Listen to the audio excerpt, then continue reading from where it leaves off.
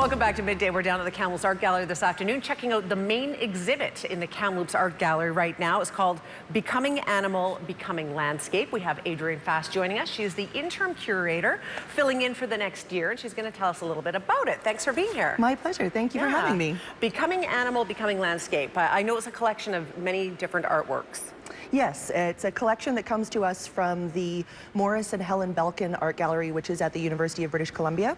So the works are all from their permanent collection. There's a variety of different media, photography, painting, drawing, and many different artists. But all of the works in the exhibition explore the connections between human beings, animals, and the environment.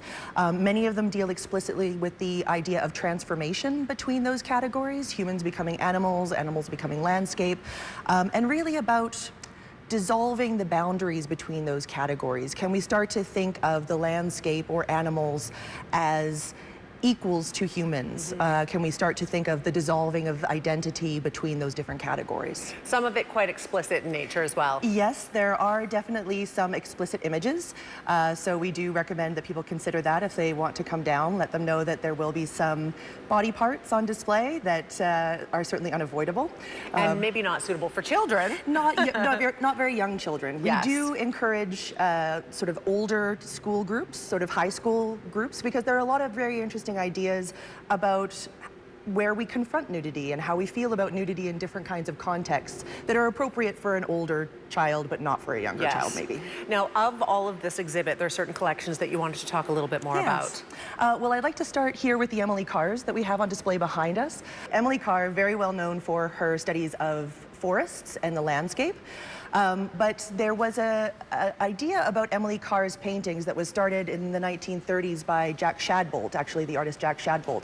He wrote about how Carr's landscapes, her forest interiors, were inherently sexual or libidinal, that there was a sexual frustration or a sexual longing that was displayed in her paintings. And Carr very famously hated this idea and sort of rallied against it. But I think, sorry, if we can look at her landscapes, we can start to see, for example, figures and forms that remind us of the human body.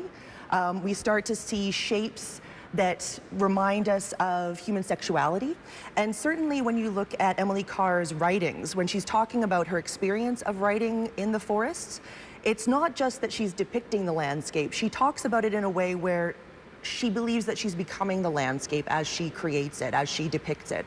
And so that idea was what prompted us to include her in the Becoming Animal, Becoming Landscape. Fantastic. And there's sort of two main rooms that make up this exhibit. There's a few other exhibits in the other side of the room that you wanted to talk about as well. Yes, so in the other room there is, for example, a major triptych by Jack Shadbolt, the person who started this idea about Emily Carr's work.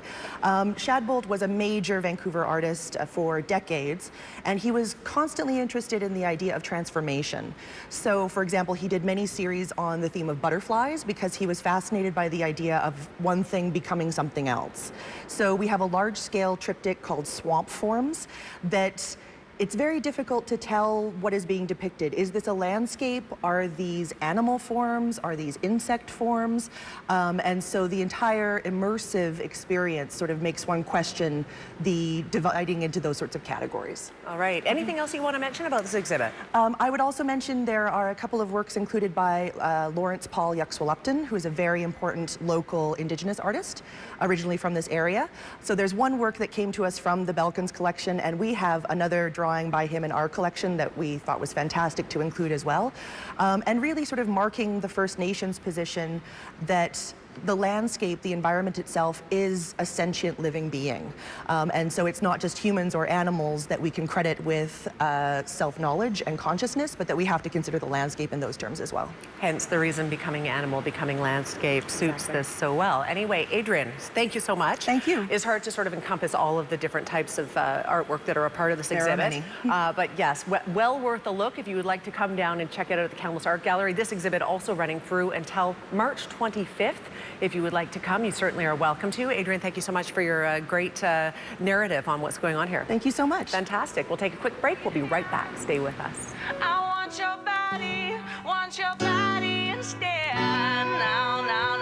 Take your clothes